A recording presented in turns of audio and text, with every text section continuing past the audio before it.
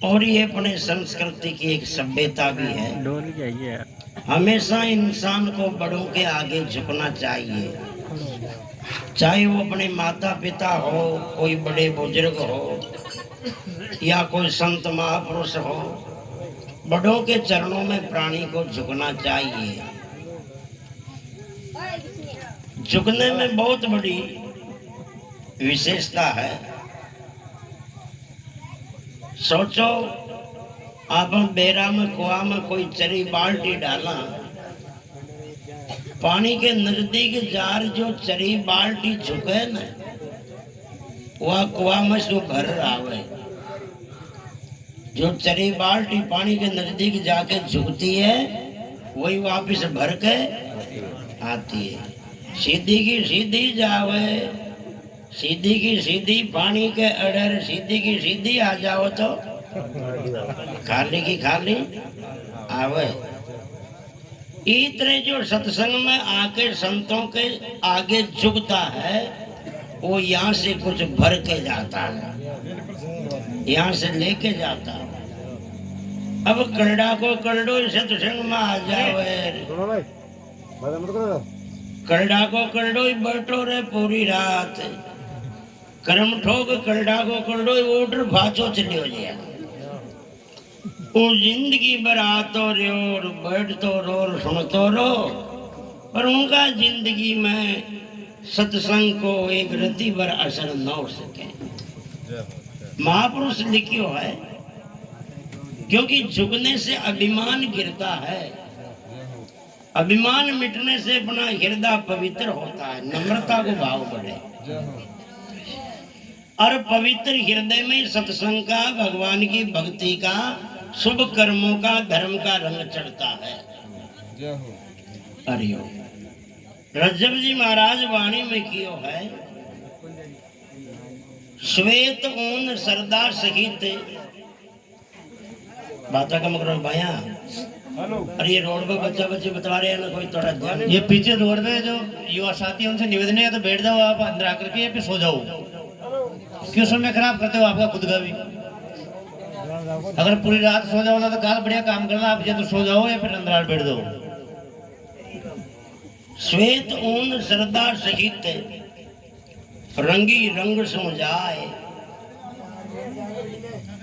रज्जब काली क्यों रंगेरे लाखों करो पाए। यानी दौड़ी ऊन जो रहे में दौड़ी गार्डन की, ओमक जोई भी कलर छड़ाओ बीराओ सारो कलर छड़े। पर सोचो अगर ऊन ही काली गार्डन की हो, काली तो ओमक जोई कलर छड़वा की संभावना इले पवित्र हृदय धोली ऊन की तरह है। ओम सारो रंग चढ़ी, शुभ कर्मा को, धर्म को, पुण्य परमार्थ को, भाव भक्ति सत्संग को, ज्ञान ध्यान को, सब रंग चढ़े। अरे यार खुद वोटर ले। और घमंडी आदमी को हृदय काली ऊन की तरह रहे। ऊंचाई जिंदगी गुजर जाए उनकी, पर उनका जीवन मृत्यु भर फर्क न पड़े। इसलिए झुकबाज अभिमान मिटे, प्राणी को झुकना चाहिए। झुकने की तो वो ताकत है, ध्यान दो। भले जोधपुर को अनजान आदमी भी अपना गांव में हार कोई गलती से 20,000 को नुकसान भी कर दे, 20,000 को नुकसान भी कर दे, कोई गलती से अनजान में हो जाओ, पूरी बस्ती माता एकठी हो गए और वो बस्ती का चरणा में डोक देर माफी मांग ले, तो बोलो 20,000 को नुकसान बस्ती ने माफ करनी पड़ेगी न करनी पड़ेगी? डोक ही दे दे, आपनों खुद को ही कर दे, कोई 5,000 को नुकसान भी अनजान में भूल में हो जावे और वो आपने पगा ही पड़ जाओ, तो आपने 5,000 को नुकसान माफ करनी पड़े। अरे जुग बाशो यदि इंसान माफ कर सके छे,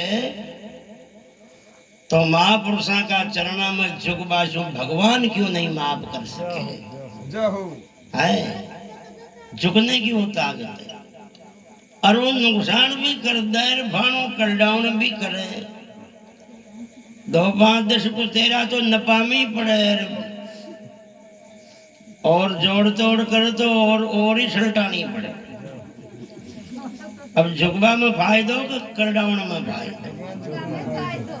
जो करडाउन राग जिया वही कौन गया सुख पाई बता रहे। जो दुर्योधन कंस दशानन था हिरणा कुछ नाही पता रहे। जीवन में सुख चैन लियो नहीं दोजक में मर खाई खतारे। राम भजे जन भारती पूर्ण पाई अबे सुख राम सतारे। 2 बातें खतरनाक है जिंदगी में। घातक जीवन में सदा पूर्ण मोड़ मरोड़, इन दोनों के बीच में मर गए लक्ष्य करोड़। जतरा मरिया जो 2 का चक्कर में मरिया बेमौत कह तो मोड़ में और कह फिर मरोड़ में। मोड़ के रोड में ज्यादा घुमाओ है ना खटे खटे उठे भी खा बचे डार गणा की भूखा सड़के।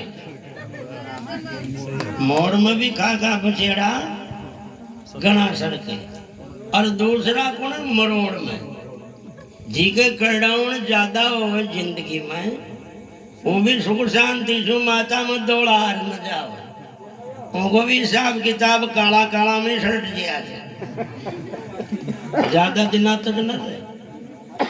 नदी किनारे रोक न जाने कब हो उखड़े। पुरुष पराये संग नार कैसे नहीं बिगड़े।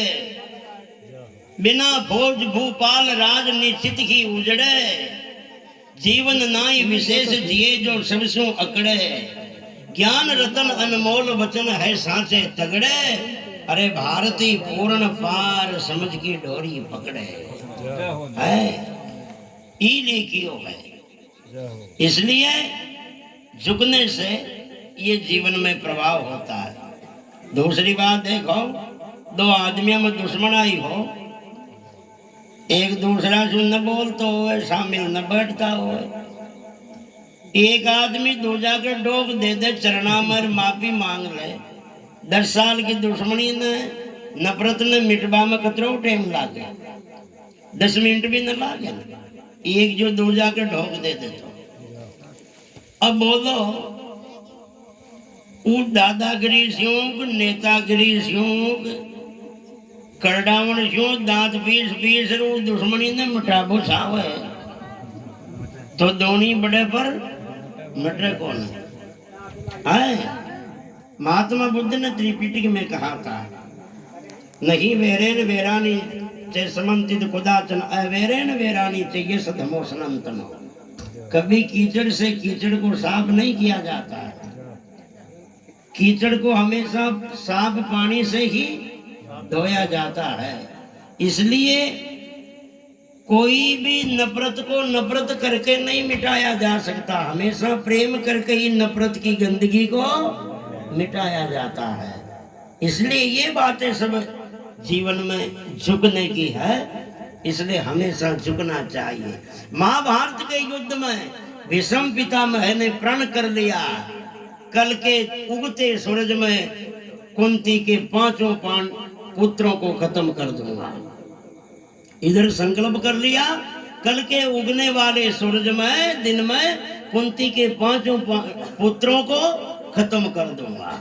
और भगवान कृष्ण महाराज ने जैसे ये खबर सुनी तो भीष्म पिता जैसे वीर और तपस्वियों का संकल्प कभी खाली नहीं जाता। और आज उसने संकल्प लिया है कि कल के उगते सूरज में कुंती के 5 पुत्रों को खत्म कर दूंगा। है भगवान कृष्ण महाराज ने द्रौपदी को कला बताई। अभी भीष्म पितामह सो रहे हैं उनके जाके चरणों की तरफ बैठ जाना। जैसे उनकी नींद खुले जाके धोख प्रणाम कर देना। वो चरणों की तरफ जाके बैठती है और जैसे भीष्म पितामह की नींद खुलती है द्रौपदी जाके प्रणाम करती है चरणों में। अचानक आलसा में भीष्म पितामह कह दियो जा बेटी तारो सुहाग मरो जी कहीं क्यों जा बेटी तारो सुहाग मरो जी। जब द्रौपदी घूम टोगार खेद मारी सकलाड़ी जाको भली हूँ कुण मैं जब भीष्म पितामह देख ही रहे कि जिनके पांचों पतियों को खत्म करने के लिए मैंने आज संकल्प लिया था कि कल खत्म कर दूंगा, और आज मैंने उसी के पतियों को है, उसी की पत्नी को आज स्वागवती होने का वरदान दे दिया है। धन्यवाद है झुकने की ताकत, जिनके हथियार को जिनके वचन से काट दिया है। ये ताकत है झुकने की जिंदगी में। बोलो सदगुरुदेव भगवान की। हाय